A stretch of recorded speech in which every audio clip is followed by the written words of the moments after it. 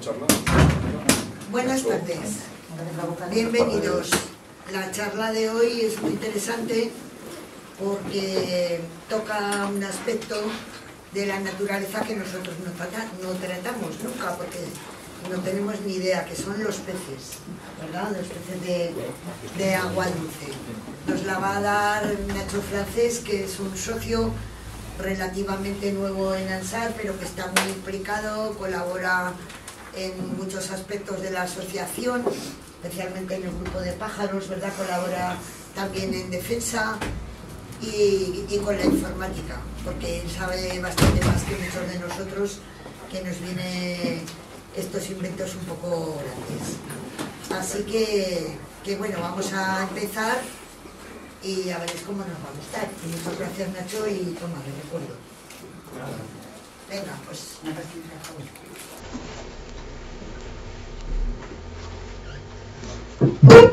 Como podéis ver, las especies que encontramos en Aragón vienen determinadas por el clima que tenemos y el caudal de nuestros ríos.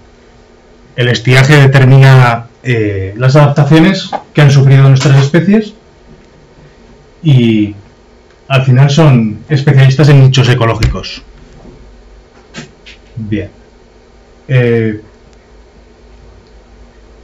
Contamos con 34 especies, de las cuales solo 17 son autóctonas, 17 exóticas, y los peces sufren una gran pérdida de biodiversidad tras los anfibios, es la segunda.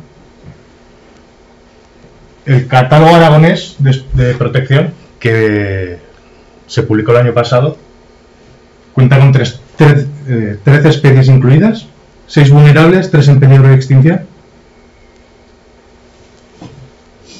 Y las principales causas de pérdida de biodiversidad son la pérdida de hábitat, la fragmentación, las especies invasoras, la contaminación y la sobreexplotación, por ese orden.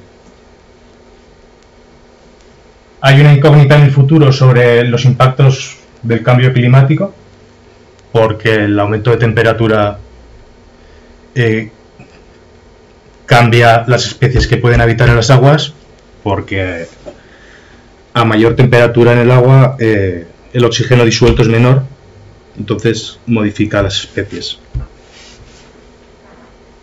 A nivel legal, las aguas en Aragón se clasifican en habitadas por la trucha y aguas habitadas por ciprínidos, pero solo es a nivel legal. En otras comunidades le llaman aguas mixtas o así.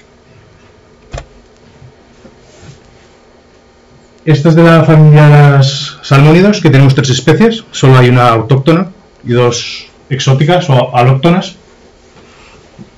La trucha común, que en Aragón tiene un comportamiento sedentario, pero en Galicia o en el Cantábrico esta especie es la misma, pero migra al mar, crece en el mar y vuelve a los ríos, remonta a los ríos, como el salmón, y es donde desova, pero es la misma especie y le llaman reo o trucha marina. Uno de los aspectos que ha afectado a la trucha son las repoblaciones numerosas para la pesca deportiva, pero las repoblaciones se hicieron de una manera incorrecta. Se usaron poblaciones que venían de Centro Europa y se produjo una introgresión genética, una pérdida de las líneas genéticas autóctonas. Luego, por la pesca deportiva se trasloca a ibones o a otros ambientes que no hay truchas y se comporta como invasora. Así que afecta a los anfibios. ¿Pero es la misma trucha autóctona la que han repoblado? ¿Es la misma trucha autóctona la que han repoblado? A ver, es la misma especie, pero se comporta de distinta manera. Sí. ¿Ves? sería el morfofario. En Aragón, comportamiento sedentario, aquí no se mueve, se ha adaptado a eso. Pero está la trucha migradora, pero es la misma especie. Antes se hablaba de subespecies, pero es la misma especie. Hay otra variedad que no tenemos en España, que es la lacustre. Pero a nivel genético es exactamente igual. Simplemente es el comportamiento que varía.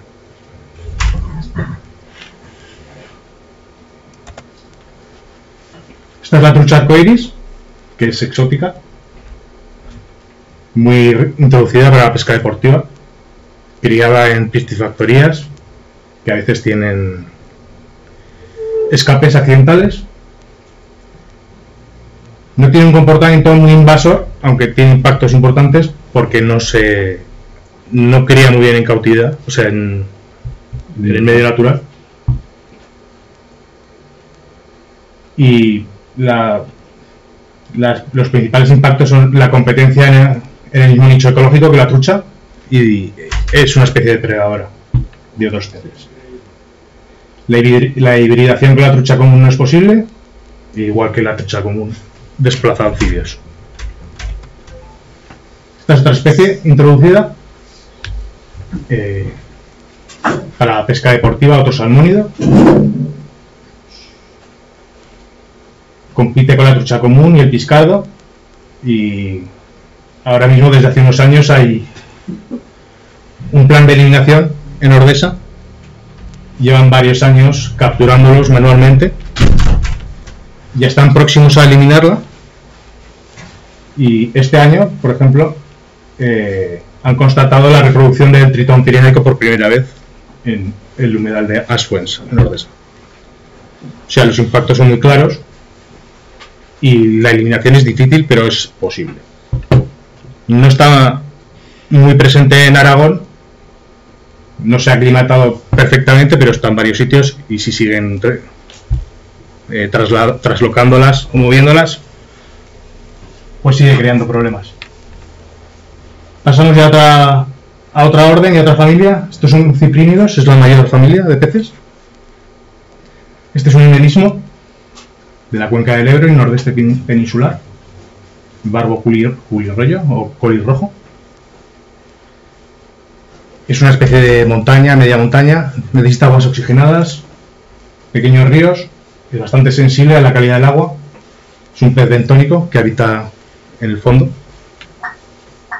y está en las cuencas del Arba y del Alcanadri, por ejemplo, es especie dominante y la única en cabeceras. Es bastante habitual, pero se encuentra en regresión en muchos puntos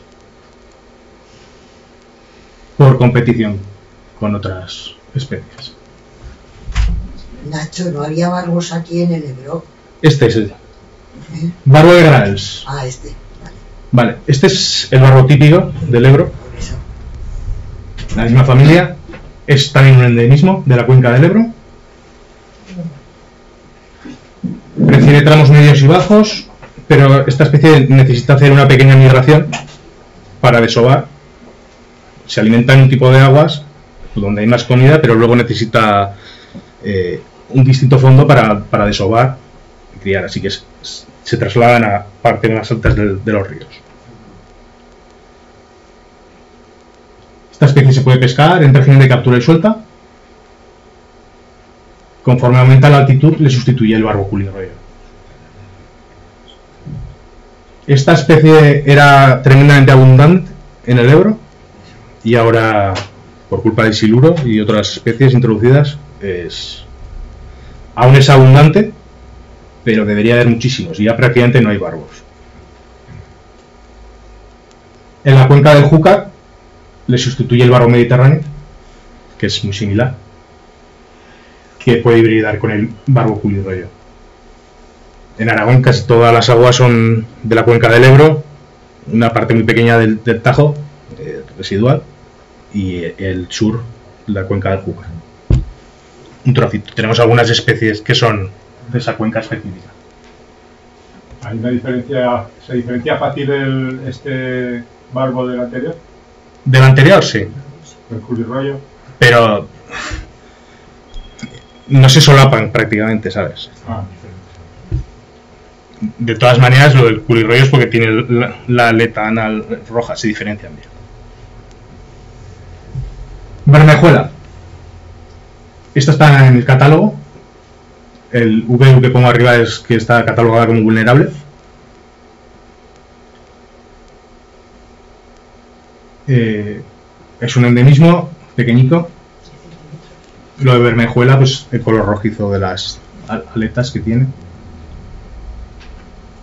Ríos de montaña y se asocia con la trucha común. O sea, aún estamos en aguas oxigenadas.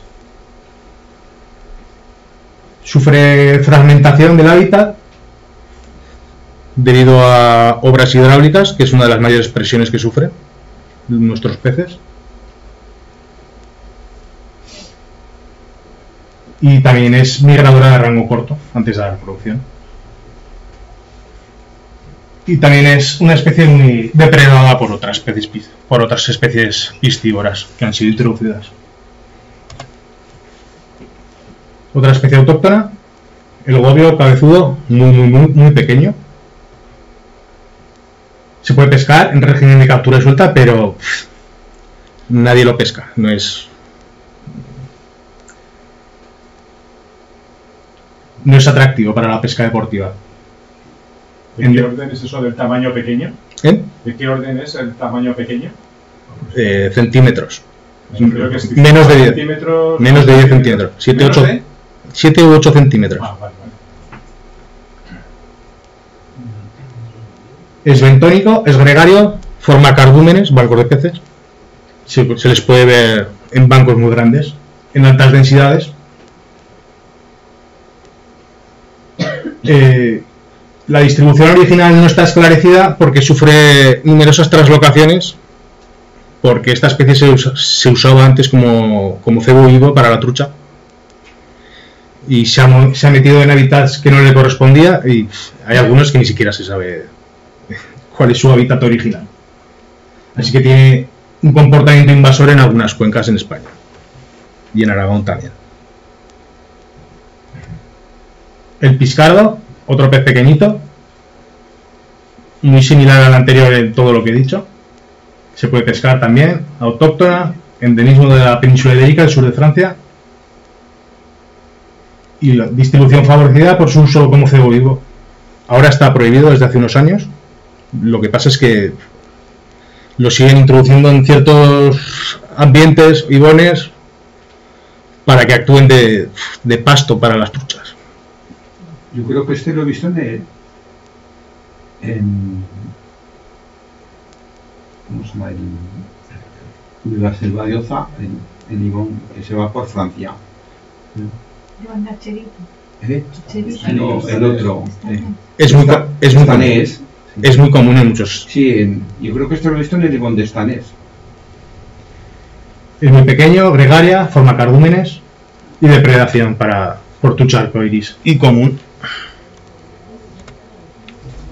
La madrilla. Esas siglas de ahí significa que es listado aragonés de especie en régimen de protección especial. O sea, está en el listado, está protegido, pero no necesita una protección mayor. Esta especie era la más abundante en el Ebro, por delante del barbo, y por desgracia cada vez hay menos. También ha sufrido muchas translocaciones para alimentar a la trucha, para favorecer a la trucha y la pesca deportiva. Es una especie endémica de la cuenca del Ebro y vertiente cantábrica.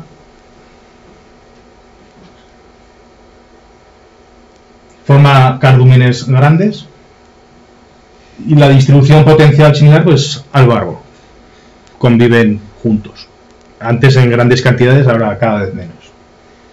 En la cuenca del Júcar le sustituye la madrija, que alcanza una mayor altitud. La madrija es prácticamente igual, pero simplemente en la cuenca del Júcar. Estas tres especies son muy similares. La más habitual es el bagre, que es un endemismo de España y sur de Francia, y está en el tramo medio y bajo del Cinca, Alcanadre Noguera Ribagorzana, el río Martín y abundante en el Matarraña. El cacho es un endemismo del sur peninsular y descubrieron hace unos años que era una población relicta que se había quedado aislada hace muchísimo tiempo. Todo esto con análisis genéticos. Antes pensaban que era una población de bagres. Esto es anecdótico. Y el cacho mediterráneo, o cacho valenciano, que es un endemismo de la cuenca del Júcar. Todas estas son vulnerables. El cacho mediterráneo en Aragón es muy poco porque la zona donde puede estar es muy pequeña, pero en la Comunidad Valenciana también está en franca regresión. ¿El tamaño que tiene es como el de la madrilla? No, estos son más pequeños. La madrilla pues puede ser de hasta 25 centímetros, así. Más grandes. Estos son más pequeñitos. La carpa,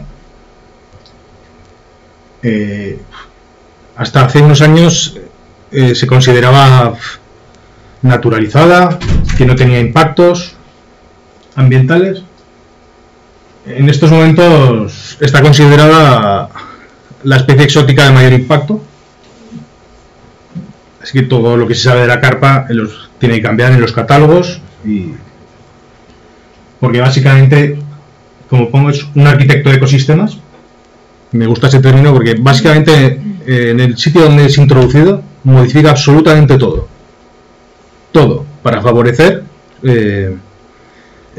su crecimiento. Desplaza hasta aves,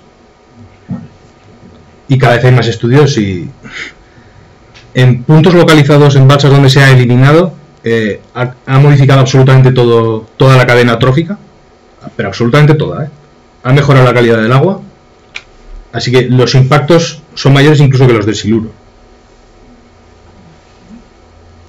Pueden alcanzar tamaños gigantescos. Esta especie se creía que la introdujeron los romanos. Es uno de los argumentos que se usan de que lleva mucho tiempo en la península, pero el problema es que no es cierto. Los romanos sí que la movieron en algunas zonas de donde estaba el Imperio Romano, pero la introducción se descubrió hace poco, que fue culpa o a causa de Felipe II, que le gustaba mucho la pesca. Aun eso, las poblaciones que había hasta los años 80 eran poblaciones muy reducidas, y desde los 80 se ha ido introduciendo y desde los 80 lleva destruyendo hábitats. Está en expansión por todos lados. Y luego está el carpín, que es una especie muy similar. Algunas variedades son indistinguibles. La carpa siempre tiene barrillones, bigotes. El carpín nunca. Lo que pasa es con la carpa y con el carpín, la carpa se ha criado desde antaño para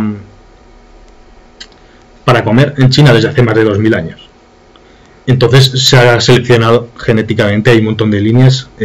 La carpa normal como esta tiene escamas, pero hay algunas sin escamas, otras tiene muchas modificaciones porque se ha seleccionado por el hombre. Y el carpín o carpín dorado, hay variedades que son naranjas, el típico pez de acuario. Está menos extendido, pero ha habido sueltas que se aburren de los peces y lo sueltan de acuario. Está menos extendido, pero también tiene un potencial invasor y de modificación. Como curiosidad, los dos se pueden hibridar y dan la carpa esta de collar o collar, no sé cómo se dice, que es estéril. La causa de expansión desde los 80 es porque... Pesca deportiva. Hay una variedad que se llama carp fishing en inglés, y es una de las modalidades de pesca más abundantes.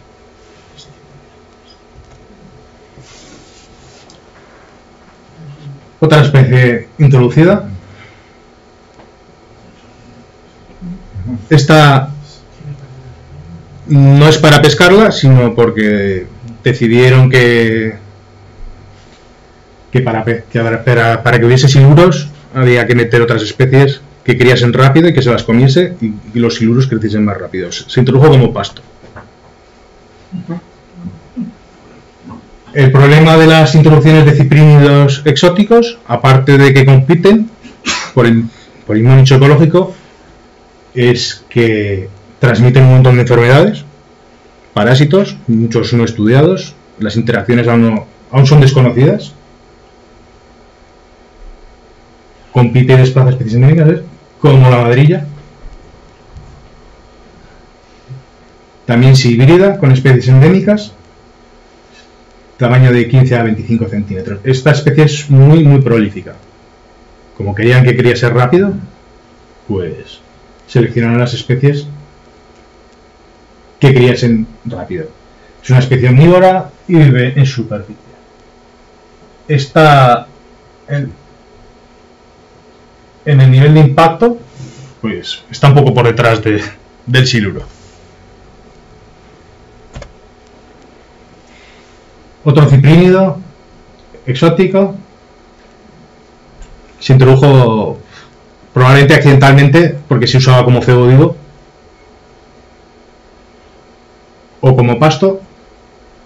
La expansión no es natural, pero se siguen haciendo translocaciones. Las translocaciones, por desgracia, es un hecho muy habitual, constantemente. De repente aparecen peces raros donde no debería haber. Aún se introducen muchas especies, pero no se aclimatan, no llegan a criar. No tienen un comportamiento invasor. Hibridación con otros ciprínidos, como casi todos. Esto es común. Otro ciprínido, sin mirar al anterior.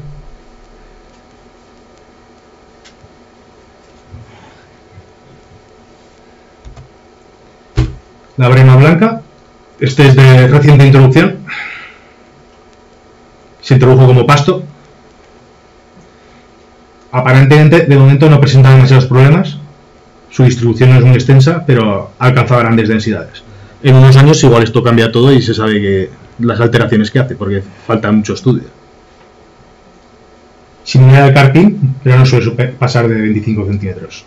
El carpín, se me olvidó decir antes, que no suele alcanzar tamaños muy grandes. La carpa puede ser enorme.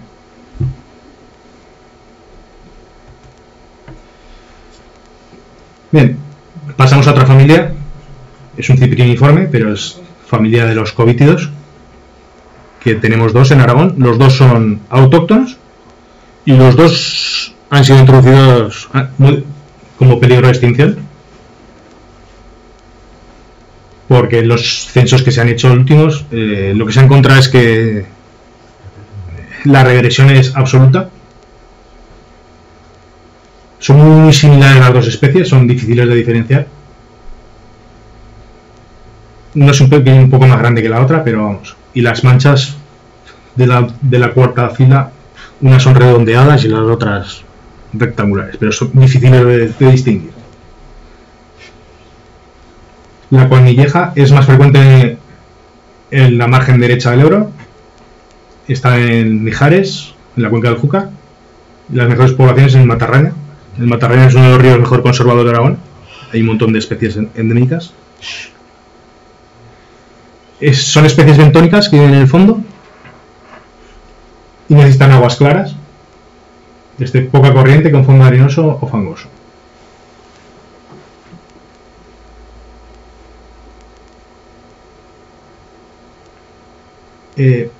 Esta familia sufre mucho por las infraestructuras hidráulicas, sufre todo tipo de presiones ambientales, desde invasoras, contaminación, pero las infraestructuras hidráulicas lo que le impiden es realizar el desove, con lo cual es crítico que pueda aumentar mediante la cría. Vamos. Tiene una estrategia muy curiosa en la puesta, que realiza una puesta fraccionada a lo largo de la estación. Como vive en ambientes que a veces el estiaje es muy fuerte, pues distribuye la apuesta a lo largo de toda la estación, y si se malogra una apuesta, las siguientes pueden sobrevivir.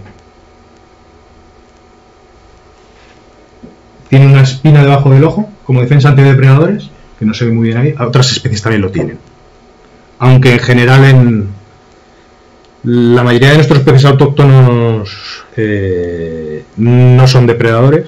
Prácticamente el único depredador es la trucha de piscívoros y la anguila. Los demás no son depredadores de peces.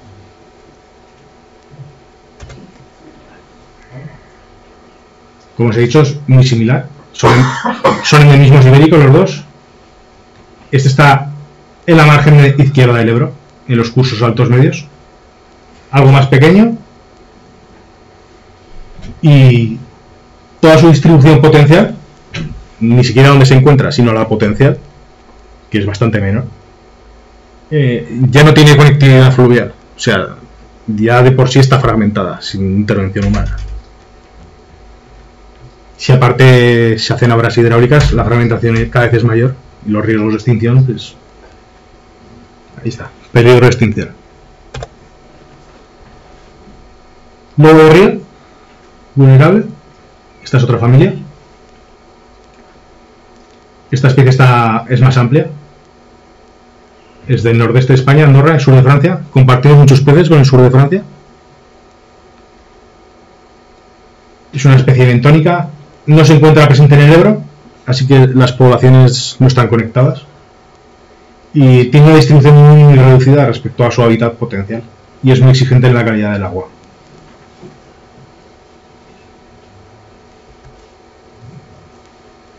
La penca, otra especie introducida por Felipe II. Esta especie se creía que era autóctona, aún es considerada autóctona en muchos sitios, pero es exótica.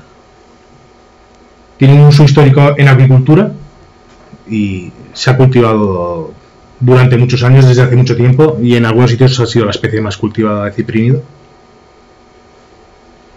No suele superar los 40 centímetros y 1,5 kg de peso. Vive en los fondos.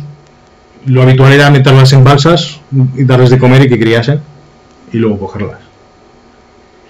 En el medio natural no tiene un comportamiento muy invasor,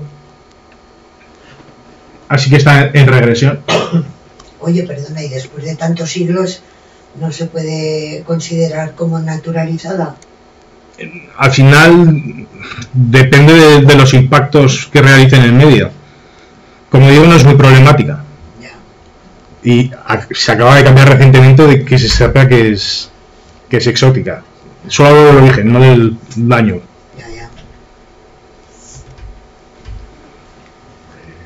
La gambusia. Este pez es muy curioso. Es diminuto. La hembra es el doble que el macho. Esta especie fue introducida en 1921 para luchar contra el paludismo, contra la malaria, porque pensaban que como comía muchos mosquitos, muchas larvas de mosquito, ayudaría a erradicar la malaria. No funcionó. Y lo que descubrimos después es que es una especie terrorífica para nuestros ecosistemas, una de las peores, peor que el siluro. Ella sola prácticamente ha extinguido algunas especies. Hay dos especies en la Comunidad Valenciana, el samaruc y el fartet, que prácticamente están extintas por su culpa. Así que ¿veis? El tamaño, machos 3-4 centímetros, hembras 7-8, muy pequeños, muy voraces, muy abundantes y abundante en ríos. La mayoría de las especies exóticas introducidas se adaptan a los embalses, a los pantanos, todas las aguas que hemos modificado. Ahí encuentran su hábitat y desplazan absolutamente a nuestras especies autóctonas. Pero hay dos especies que encima encontramos en ríos, que una de ellas es la gambusia y otra es el alburno. curiosidad, tiene fecundación interna con paternidad múltiple y el macho tiene una aleta anal modificada como órgano reproductor. La mayoría de los peces ponen la puesta y el macho fecunda. El siluro, que se introdujo para la pesca deportiva en el año 74 por un alemán que era pescador, pero lo peor de todo es que también era biólogo y decidió que quería introducirlo y lo introdujo. Altera toda la estructura trófica, es un piscívoro voraz y está en clara expansión en el Ebro. Un aspecto que ocurre en Aragón es que la pesca del siluro no es obligada.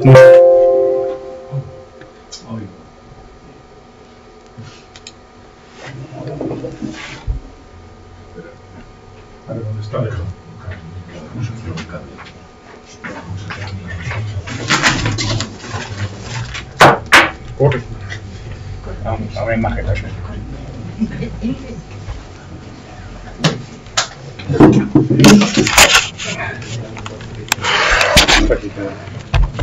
No está aquí. No tengo ni idea. Ya lo había gustado.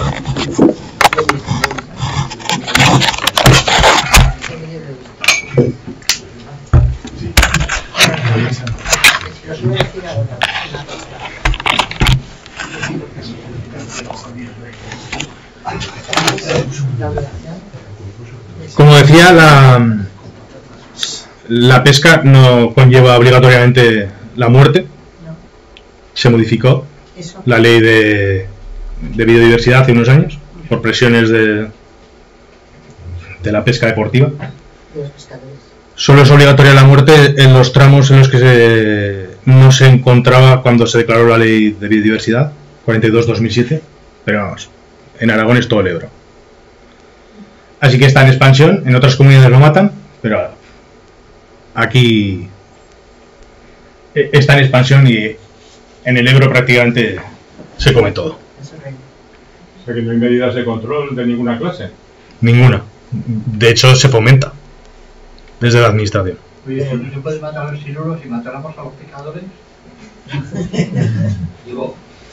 Otra especie introducida de la misma familia que del mismo orden que el siluro, otro siluriforme, se introdujo para la pesca deportiva, pero encima a los pescadores no les gusta. Vale.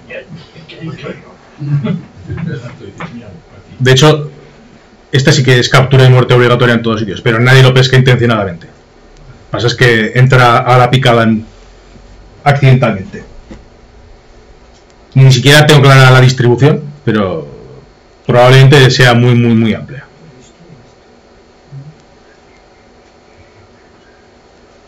Tiene gran potencial invasor, es una especie muy resistente a las presiones ambientales, a la contaminación. Como curiosidad, protege los alevines hasta las 2 semanas. No es un comportamiento habitual en los peces, normalmente ponen la puesta y se olvida. El siluro en la puesta, por ejemplo, como ponen la puesta en zonas con muy poco oxígeno, usa la cola para oxigenar la puesta durante varios días, 2 o 3 creo. Pasamos a otro orden de especies, perciformes, en forma de perca. Pez fraile, el único que tenemos en la península, en Aragón. Es una especie vulnerable. Antes estaba catalogada en el anterior catálogo como en peligro de extinción, pero parece ser, no es que haya mejorado su situación, sino que se han descubierto más poblaciones. Es un pez muy pequeñito.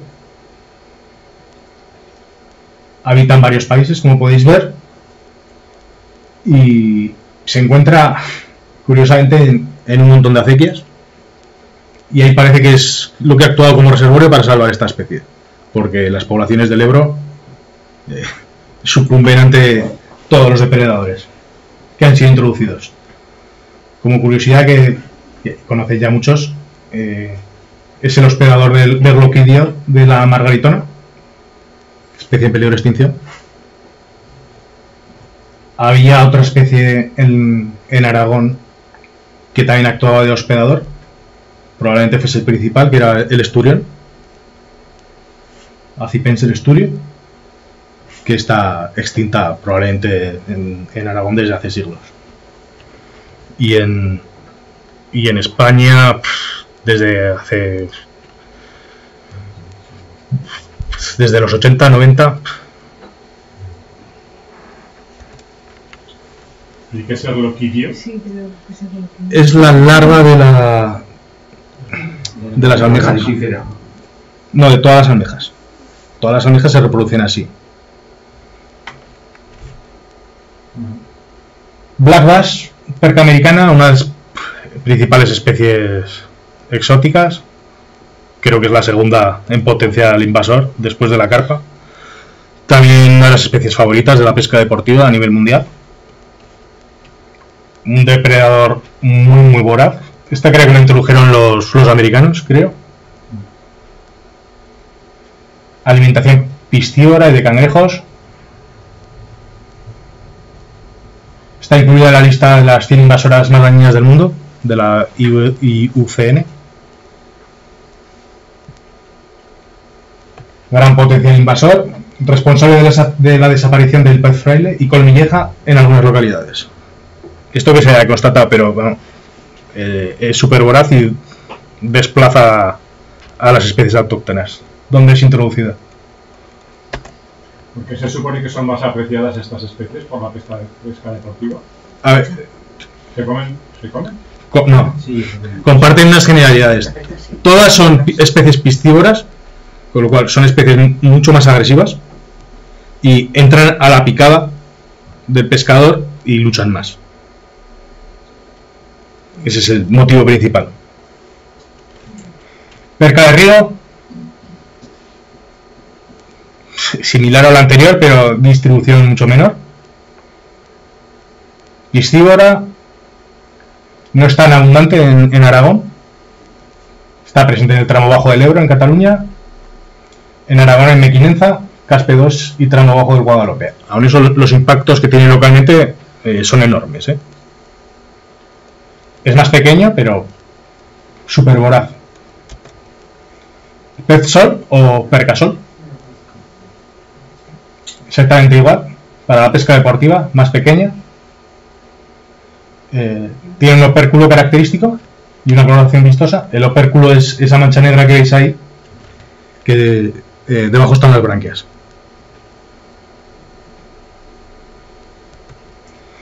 Lucioperca, introducida para la pesca deportiva. Exactamente igual. Piscívoro. No sé exactamente la distribución que tiene en estos momentos en Aragón, pero probablemente bastante extendida. El lucio, exactamente igual.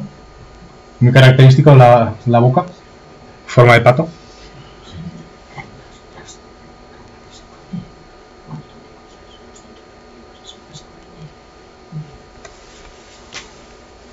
Y pasamos a la anguila europea. Está en el listado aragonés, pero en realidad es una especie que su ciclo vital está destruido totalmente. Las únicas capturas que hay en Aragón son por repoblaciones, pero porque es imposible que complete su ciclo vital por los grandes embalses. Ya directamente en Cataluña, en el embalse de Flix, ya no lo puede pasar. Pero es que, aparte de esto, en su ciclo vital, esta especie nace en el mar de los Sargazos, que está a 6.000 kilómetros, enfrente de América. Es el único mar del mundo sin costa, está en medio del océano. El nombre de los Sargazos es por las algas. Crían todas ahí y cuando nacen se le llama leptocéfalo, se dejan arrastrar por las corrientes, están 2 o 3 años, llegan a las desembocaduras de los ríos y en los estuarios ahí sufren una metamorfosis y se transforman en angula. La angula es el alevín aún del pez. Esas angulas se cazan o se pescan, se consumen. Sí, sí. Después la angula, cuando remonta, se transforman en anguila amarilla. Cuando está lista para la reproducción, que se ha alimentado durante varios años, las anguilas que se llaman pioneras, las más fuertes, remontan más alto en el curso del río, con lo cual las de mayor potencial biológico no pueden completar su ciclo, y cuando están preparadas para la reproducción, pues bajan para el mar y vuelven al mar de los sargazos para reproducirse y morir.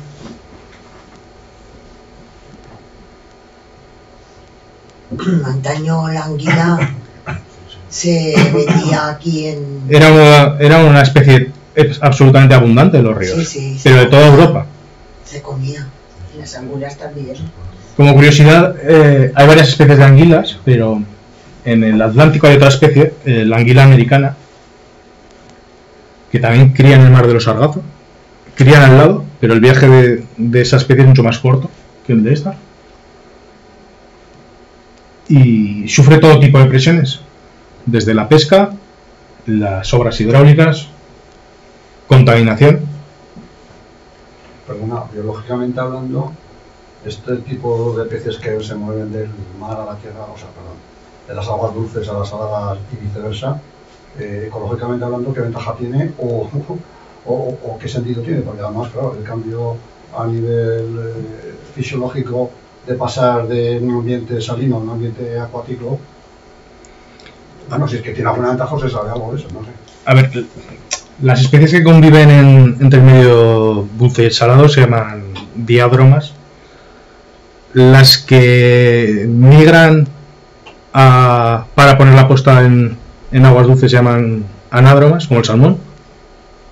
Y esta es catádroma. ¿Qué ventajas tiene? Bien, en el caso, por ejemplo, de la trucha que he hablado antes, la trucha que se alimenta en el mar, no todas las truchas de la misma cohorte bajan al mar, hacen la migración, pero se sabe que las que se alimentan en el mar son considerablemente más grandes que las que se quedan en el río, tienen mucho más alimento disponible, o sea, es una ventaja. Respecto a la anguila, viaja al mar de los sargazos. El mar de los sargazos tiene una particularidad, que es un mar cálido, no hay casi depredadores, puede realizar la puesta. Cada anguila creo que pone 9 millones de huevos, o sea, tiene su estrategia evolutiva es increíble. De hecho, con todo lo que hemos hecho contra ella, lo increíble es que no se haya extinto aún eso es, como pongo, está en peligro crítico de extinción. Y se sigue pescando hoy en día, ¿Y sabes, perdona, si la anguila en el mar de los sargazos, por el tema este de los plásticos y tal, puede estar influyendo en la cría?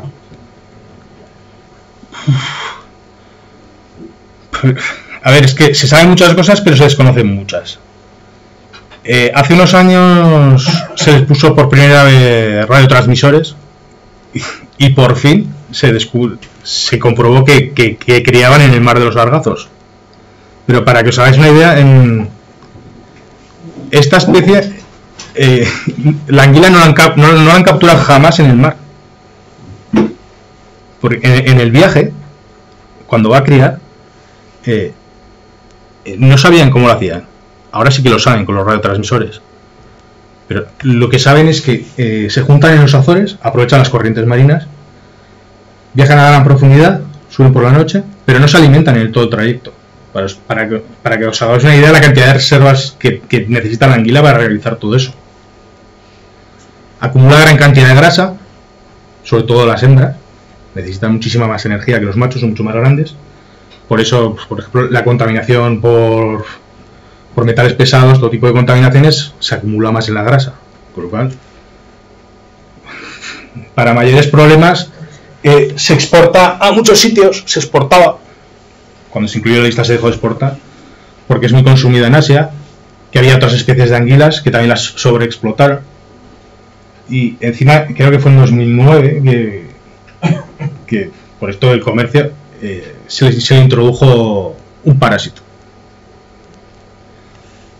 O sea, aún le afecta más. Como digo, tiene todo tipo de presiones. Lo increíble es que aún no está extinta. Que si no se prohíbe la pesca, es probable que en poco tiempo esté extinta. Ahí, hace muchos años, el Félix Rodríguez de la Fuente lo tiene en un capítulo que se llama La epopeya de la anguila. Ahora se saben muchas más cosas, pero es interesante. Esa era... ¿Sí? Perdona, ¿en qué río europeo está más o menos, tiene un ambiente saludable, sano? A ver, la anguila europea, su distribución potencial es toda Europa, hasta el Mar Negro, norte de África, y actualmente pues, donde hay presas no puede pasar. Pero es que no es solo la presa, es que es todo. Si tú pescas la angula, el alevín de un pez, antes de que empiece su ciclo biológico, y esto es durante muchos años, al final cada año hay menos. Durante ese trayecto de leptocéfalo que es arrastrado por las corrientes marinas, ahí se pierden millones de leptocéfalos por el camino. Su estrategia es de absoluta abundancia. O sea, es la base de la alimentación de multitud de especies.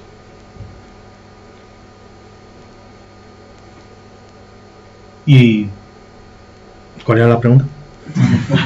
Que en medio de este panorama desolador, si podías mencionar algún río europeo en el que pudiera tener un hábitat más saludable. A ver, hay ríos donde los que sigue subiendo, ríos cortos. El problema es que la estrategia de conservación de esta especie necesita medidas globales. Hay planes europeos de recuperación, pero su estrategia es llegar a todos los ríos. Si cada año reclutas menos, cada vez hay menos.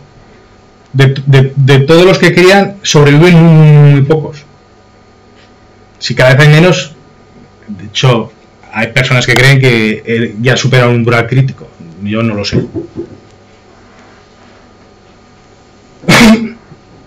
Esa era la última especie.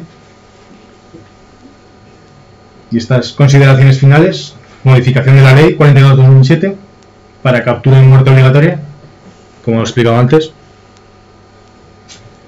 Un aspecto importante es la recuperación de la vegetación de ribera ante la incógnita del cambio climático, de cómo afectará a las especies. La mayoría de las especies exóticas son más termófilas que las nuestras, así que probablemente estén en desventaja, pero si tú modificas la vegetación de ribera, das sombra, modificas la temperatura a nivel local. Aparte, la vegetación de ribera proporciona refugio ante los depredadores, alimento. O sea, las ventajas son amplias a nivel de ecosistémicas a todos los niveles.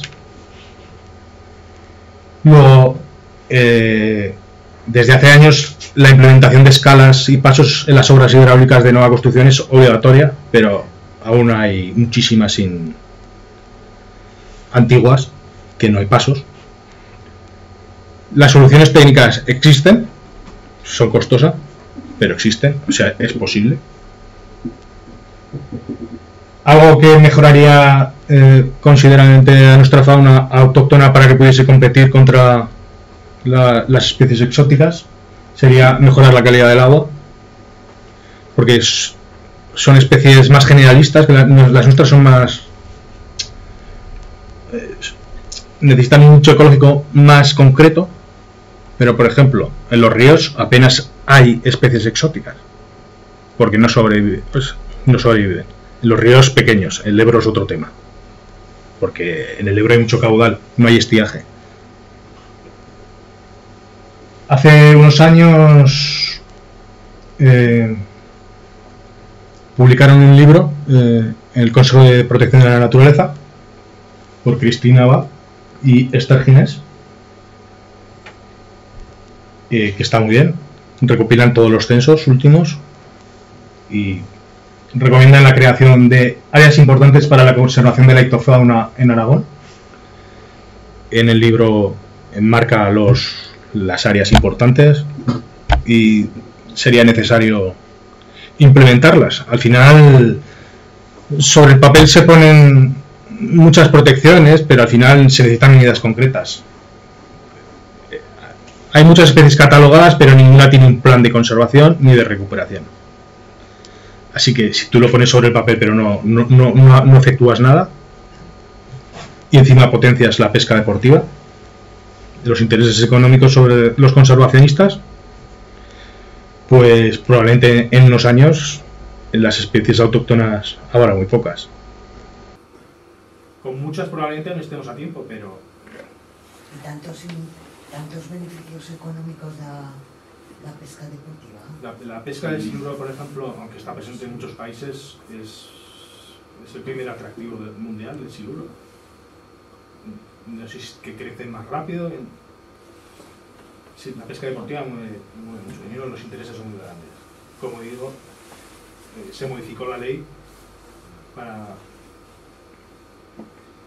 cambiarlo. ¿Más preguntas? Hombre, esto de... A ver, cuando yo recuerdo que se obligaba a sacrificar, a capturar a los siluros y sacrificarlos, había un problema también medioambiental porque son bichos de muchos kilos. ¿Y dónde se dejaba? ¿Cómo se dejaba? Si se dejaban en el medio ambiente tal cual en la orilla, si se llevaba a un punto de recogida. Es decir, que todas esas inconvenientes también les llevó a pensar que mucha gente no prefiere tirar las otras veces. O sea, los pescadores deportivos capturan el siluro de 70 kilos o de 50 kilos, que los hay, o de 300 kilos. Y mucho mayores. Por eso, yo digo de los que he oído, de los que he oído. Hay de más de 100 kilos. Esos no los he visto, pero supongo que sí, porque todavía no sé cuál es su límite de crecimiento, si lo tienen. Mejor no bañarse en las pantanos. Semejante bicho. En general, prefieren volver a echarlo al agua para volver a pescarlo. Claro, pero no tanto por volver a pescarlo, puede ser, pero no tanto como eso, porque en Caspe y todo eso, bueno, se quejaban incluso los pescadores, que es que yo he conocido ese vídeo, en que se comían las carpas, que a uno le gustaban las carpas, y decían que eso, que no... El alemán que las introdujo, sí. El motivo que dijo es que las carpas estaban en un descontrol absoluto, que crecían demasiado para que se comiesen las carpas. Claro. Pero vamos, el motivo real es que quería pescar siluros. Bueno, sí, y aparte de eso, todo lo que ha habido después con lo de las vacas y todo eso. Pero bueno, pero creo que había un problema también porque, a ver, medioambientalmente tú empiezan a pescar los que pescan esos bichos y los dejas en la orilla y el sistema de recogida de cadáveres no estaba instaurado, o como estaba. Y creo que eso también influyó, creo que influyó a pesar de la protesta. No tanto, yo creo que ya que lo sacas a sacrificarlo, claro, bueno, casi que darle con el machete, porque son tremendos. Pero no tanto el volverlos a pescar, que habrá otros, sino como también había si lo dejan ahí, ya puede volver otro día. Los grandes, mal. Si los vuelven a echar al agua, siguen creciendo. Sí, pero aparte de que les gusta la pieza más grande, pero si gente que va a determinados sitios a pescar, o lo que sea, pues si tienes ahí el cadáver, quiero decir que es un cadáver que está en descomposición de animales. Y en eso, no, desde la administración que exigió eso, no se da suerte. Entiendo. Al final, la elección de la administración de que sea de captura y muerte, captura y suelta, depende de... Eso depende, esa decisión ahora mismo depende de las comunidades. Hay comunidades donde la captura y muerte es obligatoria. Sí, pero que aquí se decidió que, bueno, pues ya que no, ¿qué hacemos con los cadáveres? No hacemos nada, pues bueno, era una posibilidad. Pero ¿Una pregunta más? Yo sí, de alguien que no tiene ni idea de esto, el siluro se come. Sí. Sí, en Centro Europa, sí. De hecho, Entonces, a ver, Pero de hecho hace años pillaron a unos rumanos que se dedicaban a pescarlos y comerciaban con ellos. Y pararon toda esa operación por motivos sanitarios, pero en realidad el ecosistema estaban haciendo un favor. Pescaban todo, pescaban siluros y carpas. Unas carpas. Y había unos cuantos pues, en redes, tal, me acuerdo que sí, que era como esto es sanitaria porque se llevan en unas condiciones que es de gran vale. Pero vamos, no se ha vuelto a oír hace mucho, ¿eh? Hace mucho que no se volvió a oír ninguna incautación y descubrir. Hace mucho que no se oye nada de eso. ¿Más preguntas?